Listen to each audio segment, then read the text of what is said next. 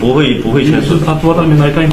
Егер сіз азыркы жазган боюнча, азыркы айтканыңыз боюнча жазсаңыз, бул туура эмес дейт. Хорошо. Так, мына юрист Нурматова Гүлнара, сиз бул жерде по доверенности юристсизби же по приказу? По приказу, да? Бул айтылган сөздөр бардыгы телефон камераларына тартылып атат. Мүмкүнчүлүк жок деп айттыңыз. Биз соттун чечимин аткара албайбыз, жоюп албайт.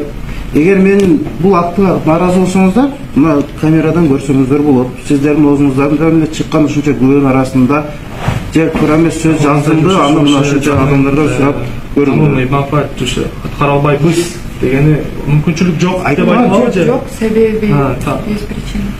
Себеби жазып атабыз да, себебин айтып атабыз. Жушу тажибен шоу син гансай замку пунчам деп уш.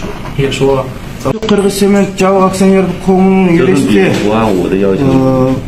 Нурматова соттун чечимин аткарбайбыз, соттун чечимин аткаруудан баш тартуу жөнүндө акт түзүңүздөр. Бул биздин акыркы жана официалдуу берген жообубуз деп билдирди.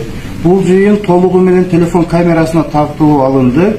Жоопкерчиликти Кыргызцемент жабык акционердик коомунун жетекчилиги соттун чечимин аткаруудан баш тарткандыктан Кыргыз Республикасынын Кылмыш жаза кодексинин 370-беренеси негизинде кылмыш жоопкерчилигине тартылуусу жөнүндө эскертүү берилди. Соттун чечимин аткарбагандыктан кылмыш ишин козгоо үчүн тиешелүү органдарга топтолгон материалдар өткөрүлүп берилгени түшүндүрүлдү. Бул тууралуу акт түзүп кол коюучулар.